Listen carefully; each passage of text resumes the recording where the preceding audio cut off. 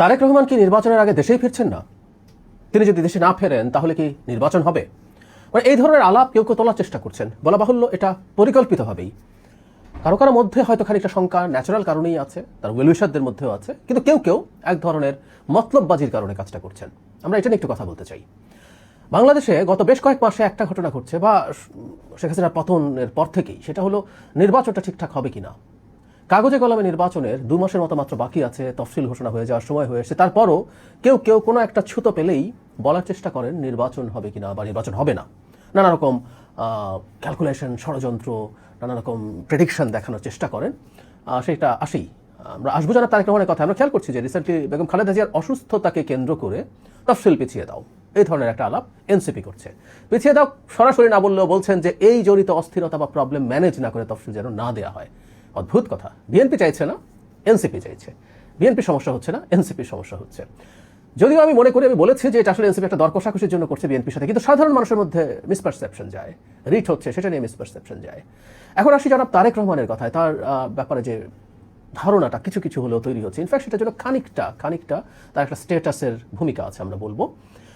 বেগম খালেদা জিয়া যখন সিরিয়াসলি অসুস্থ হয়ে পড়লেন, তখন যারা তারেক রহমান যে স্ট্যাটাসটা দিয়েছেন, সেখানে তিনি যে ধরনের বক্তব্য দিয়েছেন, যে দুটো জায়গা খুবই মানে মানুষের মধ্যে অস্পষ্টতা আরও বাড়িয়ে দিয়েছে। সেটা হলো, একটা জিনিস স্পষ্ট যে একক ইচ্ছাধীন নয়, মানে উনি চাইলেই একা সিদ্ধান্ত নিয়ে দেশে ফিরতে পারেন না। আরেকটা হচ্ছে, এটা স্পর্শকাতরতা অনেক বেশি, তাই তিনি বিস্তারিত বলতে পারছেন না। ফলে মানুষের মধ্যে এই সংশয় তৈরি হচ্ছে। তার মানে এটা বুঝলেন যে চাইলেই জনাব তারেক রহমান যখন তখন দেশে ফিরে আসতে পারেন না। আর আরেকটা হচ্ছে খুবই স্পর্শকাতর, তাই কেউ কেউ এই সন্দেহ প্রকাশ করার চেষ্টা করছেন উনি আদৌ কি দেশে ফিরতে পারবেন। এই প্রশ্নটা আসলে তৈরি হয়েছে, খুব অযৌক্তিক তাও না, কিন্তু কেউ কেউ এটাকে অনেক বেশি স্প্রেড করার চেষ্টা করছেন। কারণ ওই যে বললাম, কারো কারো এই ইচ্ছে আছে এটার মাধ্যমে নির্বাচন নিয়ে একটা আনসার্টেনিটি তৈরি করা, এবং আনসার্টেনিটি যদি তৈরি হয়, জনগণের মধ্যে আনসার্টেনিটি তো আছেই, বিএনপির যদি দলের অভ্যন্তরে এই ধরনের সমস্যা তৈরি হয়, তাহলে বিএনপির নেতাকর্মীরা ফুল কনফিডেন্স নিয়ে এই যে নির্বাচনী ক্যাম্পেইন করছে সেটা তারা হয়তো করবে না, সেটা থেকে তারা দূরে সরে আসবে। এই ধরনের পরিস্থিতি বা প্রেক্ষাপট তৈরি হতে পারে, সেটাই হলো মূল কারণ। এখন আমরা প্রাথমিকভাবে কি মনে করি, তারেক রহমানকে নির্বাচনের আগে দেশে ফিরবেন না? আমি ব্যক্তিগতভাবে মনে করি এটা কোনোভাবেই হবে না। তিনি অবশ্যই দেশে ফিরবেন, এবং সম্ভবত তফসিলের অল্প কিছুদিন পরেই তিনি দেশে ফিরে আসবেন। তিনি দেশে ফিরে এসে তিনি এই নির্বাচনটা লিড দেবেন, তার নেতৃত্বে নির্বাচনটা হবে। এবং তিনি যখন নির্বাচনের একেবারে শেষ সময় আসছেন, তিনি দেশে আসা জনিত একটা বিরাট হাইপ তৈরি হবে। বহু বছর পর তিনি দেশে ফিরেছেন, এবং সেই হাইপটাকে দিয়েই নির্বাচনটা তারা উতরে যাবেন। এবং বলা বাহুল্য, এমনি এই নির্বাচনে তেমন কোনো প্রতিদ্বন্দ্বিতা নেই, কিন্তু তার এই হাইপটা থাকলে পরিস্থিতি প্রতিদ্বন্দ্বী দলগুলোর জন্য আরও খারাপ হবে। কিন্তু তিনি যদি সত্যি না আসতে পারেন, আমরা তর্কের খাতিরে ধরে নিই, তাহলে কি নির্বাচন হবে না? মানে আমরা এই ব্যাপারটা একটু বোঝার চেষ্টা করি। এখন যারা তারেক রহমান দেশে ফিরবেন না, কি কারণে, এটা এখনো নিশ্চিত না। আমরা নানান রকম স্পেকুলেট করছি, করারই কথা, কারণ যেহেতু আমরা স্পষ্টভাবে জানি না তিনি একক ইচ্ছাধীন যদি না হয়, তাহলে কি কোনো শক্তি, দেশি বা বিদেশি কোনো শক্তি তার ফিরে আসা নিয়ে সমস্যা তৈরি করছে, তার নিরাপত্তা নিয়ে সংকট আছে, নানান কিছু হতে পারে, আমরা ধারণা করছি। কিন্তু কোনো না কোনো কারণে, ধরলাম নিরাপত্তা হোক বা কোনো বিদেশি শক্তি তাকে ফিরতে দিতে চাইছে না, বা দেশি শক্তি ফিরতে দিতে চাইছে না। তো সেই ক্ষেত্রে যারা তারেক রহমানের জন্য সঠিক সিদ্ধান্ত কী হবে? আবারও বলছি, আমরা তর্কের খাতিরে ধরে নিচ্ছি তিনি নির্বাচনের আগে ফিরতেই পারছেন না। তাহলে নির্বাচনের আগে তিনি যদি না ফেরেন, এখন বিএনপি নির্বাচনে কি যাবে না? কেউ কেউ বলছেন এটা হলে বিএনপি কেন নির্বাচনে যাবে, বিএনপি যদি নির্বাচন থেকে সরে আসে তাহলে নির্বাচন আর হবে না, ইত্যাদি ইত্যাদি। আচ্ছা, জনাব তারেক রহমান যদি দেশে ফিরতে না পারেন, বিএনপি যদি নির্বাচনে না যায়, নির্বাচনটা যদি হয়, সেই নির্বাচনে কে জিতবে? জামাত জেতার সম্ভাবনা আছে, বেশ কিছু স্বতন্ত্র জিতবে, বিএনপির অনেক স্বতন্ত্র হয়তো থাকবে, তখন বেশ কিছু স্বতন্ত্র জিতবে, কিন্তু ক্ষমতায় জামাত যাবে, এরকম একটা পরিস্থিতি আছে। তো সেই পরিস্থিতিতে জনাব তারেক রহমানের দেশে ফিরে আসার পথ কি ইজিয়ার হবে?